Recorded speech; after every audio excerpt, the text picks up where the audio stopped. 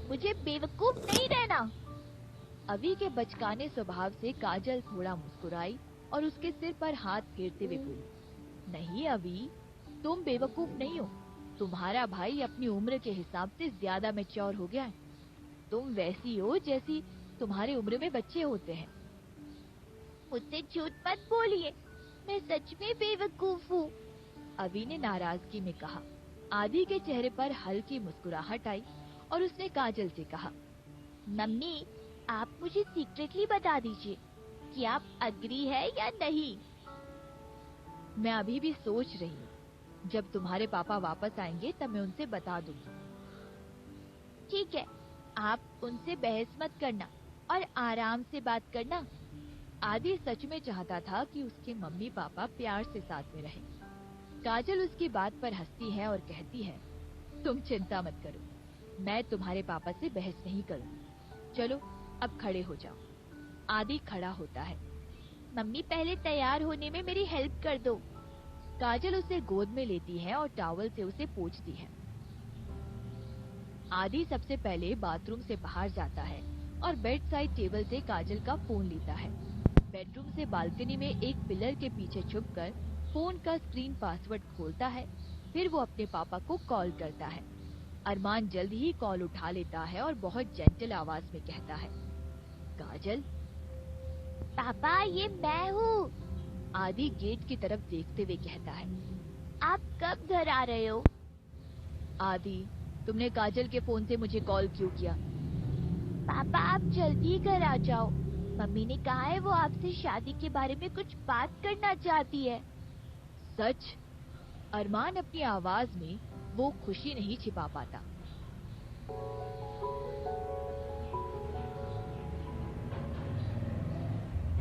जब अरमान के पास कॉल आया तो वो अपने काम में बिजी था। आदि के कॉल से वो बहुत ज्यादा एक्साइटेड हो गया। हाँ पापा, ये सच है, मैं आपसे झूठ नहीं बोलूंगा। मम्मी ने खुद मुझसे कहा है कि वो आपसे बात करेंगी। फिर मैं अभी घर आता हूँ। अरमान ने अपना सारा काम छोड़ दिया। उसे लगा कि अभी उसकी पर्सनल लाइफ ज्यादा इम्पोर्टेंट है। पापा आप चिंता मत करो, घर आते वक्त कार आराम से चलाना। आदि को डर था कि उसके पापा परेशान होंगे, इसलिए वो अरमान को केयरफुल रहने के लिए कह रहा था। सुबह ही अरमान आदि को किसी और को एज अ गिफ्ट दे रहा था, लेकिन वो जानता था कि अब वो ऐसा नहीं कर सकता। ठीक है, मैं ध्यान रखूंगा, घर जल्दी ही पहुंच जाऊंगा। अरमान का मूड बिल्कुल बदल गया था। पहले उसके चेहरे पर उदासी थी, लेकिन अब वो कुछ अच्छा फील कर रहा था।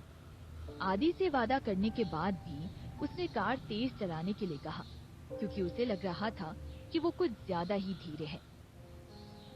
आगे रेड लाइट है सर, क्रॉस कर दो। अरमान के ऑर्डर से ड्राइवर ने सारे सिग्नल तोड़ दिए। कुछ तो हुआ होगा फैमिली में, नहीं तो वो इतना परेशान क्यों होते। अरमान के कहने पर ड्राइवर ने कार तेज चलाने की पूरी कोशिश की और साथ ही साथ उसने सेफ्टी का भी ध्यान रखा। अरमान पीछे की सीट पर बैठा था। उसके विचारों का तूफान उठा हुआ था। वो काजल को सिर्फ 1 महीने से जानता था। शायद कभी वो इतना एक्साइटेड फील नहीं किया होगा।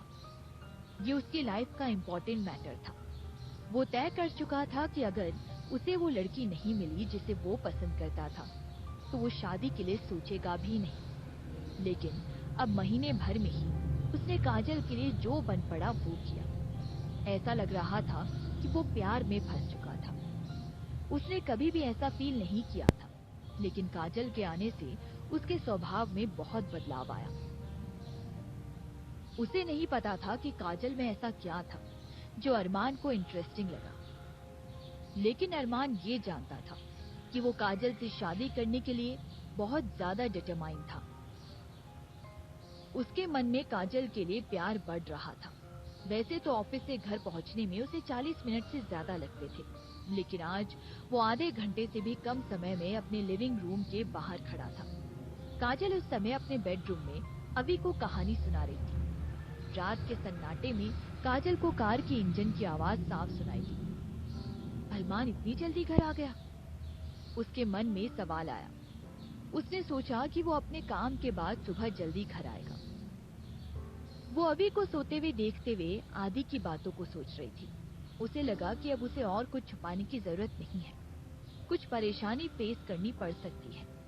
बार बार सिचुएशन से भागना उसे पसंद नहीं था। हालांकि शादी कोई छोटी बात नहीं थी। अरमान काजल की तरफ बढ़ रहा था। शायद उसे लग रहा था कि काजल अभी फ्रेश फील कर रही है और पैशनेट है। लेकिन शादी की बात का आते ही सारी फ्रेशनेस और पैशन गायब हो जाएंगी। आखिर में बात करने के लिए बस एक दूसरे की खामियां निकालना ही रह जाती है। क्या उस समय भी अरमान के मन में काजल के लिए यही फीलिंग्स रहेगी? काजल को इस शादी पर बिल्कुल विश्वास नहीं था। काजल खुद को अंदर से बेबस समझ रही थी। उसे लगता था कि वो इतनी अट्रैक्टिव नहीं है कि अरमान का उससे मन ना भरे। लेकिन दोनों बच्चे अरमान और काजल को साथ में देखना चाहते थे। उन्हें डर था कि अगर मम्मी पापा साथ में नहीं रहे तो वो एक अधूरे परिवार का हिस्सा होंगे। काजल ने अपना कोट पहना और दरवाजे की तरफ बढ़ी। जैसे ही उसने दरवाजा खोला, सामने उसे अरमान खड़ा मिला। अरमान उसे अलग ही चाहत से देख रहा था। काजल हैरानी से अरमान की तरफ देख रही थी। अरे, तुम कब आए? काजल ने रुककर कहा। उसे एहसास हुआ कि उसने कुछ ज्यादा ही प्रेम से ये बात कही। वो खुद से ही निराश थी कि उसने अरमान से इस तरीके से बात की। अरमान की आंखों में अलग ही चमक थी और उसके मन में थोड़ी घबराहट भी थी। अरमान को कुछ समझ नहीं आ रहा था, तो उसने सीधे काजल से पूछा, तुम मुझसे कुछ कहना चाहती हो? काजल ये सुनकर चौंक गई और कहा, ऐसा किसने कहा? आदि ने।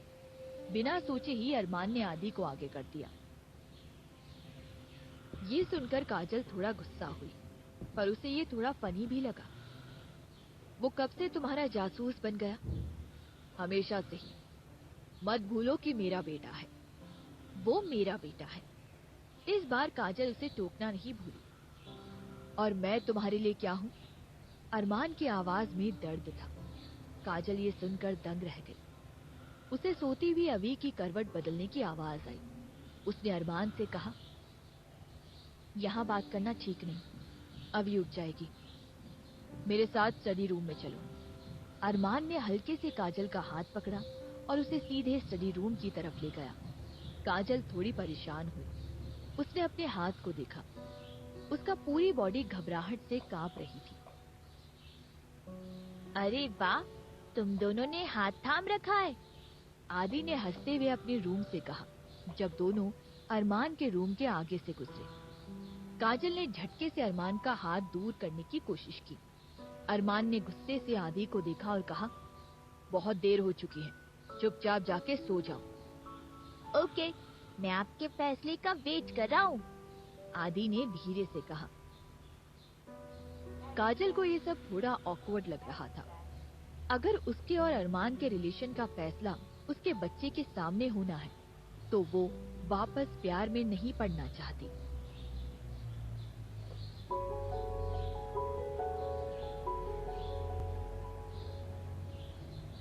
अरमान के चेहरे पर गुस्सा देखकर आदि छुप गया और जल्दी से दरवाजा बंद कर दिया। मैं पापा को मम्मी के साथ अच्छी रात के लिए विश करता हूँ, आदि जोर से चिल्लाया। काजल अभी भी शॉक में थी। अरमान ने उसे अपना हाथ नहीं छुड़ाने दिया। अरमान ने उसका हाथ पकड़ रखा था और काजल स्टडी रूम तक उसके पीछे पीछे चल रही थी। अरमान ने स्टडी रूम का गेट खोला और काजल को अंदर ले आया। उसने रूम की लाइट भी ऑन नहीं की। दोनों उस अंधेरे कमरे में खड़ी थी। अरमान ने दरवाजा बंद कर दिया। काजल आदि की बातों से अभी तक शॉक थी। वो संभाल पाती उससे पहले ही अरमान ने धीमी और दर्द भरी आवाज में कहा, तुम वापस बचने का तो नहीं सोच रही ना? किससे बचने का?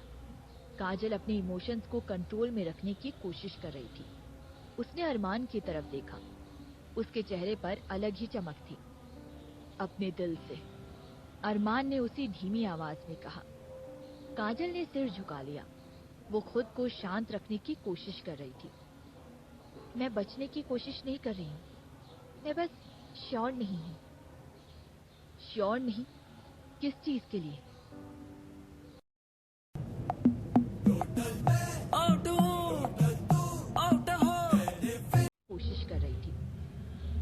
बचने की कोशिश नहीं कर रही हूँ। मैं बस श्योर नहीं हूँ। श्योर नहीं? किस चीज के लिए? क्या मैं तुम्हें सच में जानती हूँ? काजल ने अरमान की तरफ इशारा करते हुए कहा। अरमान को थोड़ा झटका लगा। क्या जानना चाहती हो तुम मेरे बारे में? तुम जो पूछोगी मैं तुम्हें बताऊंगा। अरमान ने नहीं सोचा था कि काजल ऐसी प्रॉब्लम के लिए कहेगी, लेकिन अरमान के लिए इसमें कोई परेशानी नहीं थी। वो सारी प्रॉब्लम को सॉल्व करना चाहता था। तुम मुझसे प्यार करते हो या मुझे चाहते हो? काजल ने हर शब्द पर जोर देते हुए कहा। अरमान मुस्कुराया और बोला, क्या दोनों में कोई फर्क है? अगर मैं तुम्हें चाहता हूं तो मैं डेफिनेटली तुमसे प्यार करता हूं। नहीं, दोनों में फर्क है। चाहत सिर्फ ऊपरी मन से होती है और प्यार हमारी दिल की गहराइयों को छूता है। काजल हैरान थी। अरमान को इन दो शब्दों में फर्क नहीं पता। ये सच में अपने दिल की फीलिंग समझ पाता है या नहीं? तुम बताओ, तुम मुझे चाहती हो या प्यार करती हो? अरमान ने जवाब देने के बजाय काजल से ही सवाल किया। काजल खिड़की के पास गई और कुछ देर आकाश में जगमगाते तारों को देखा और कुछ देर बाद कहा, ठीक है, मैं मानती हूँ मैं तुम्हें थोड़ा पसंद करने लगी हूँ। तुमने कहा था कि चाहना सिर्फ ऊपरी मन से होता है। हाँ, मुझे तुम्हारा फिगर, चेहरा, पैसा और जैसा तुम मुझे ट्रीट करते हो सब पसंद है।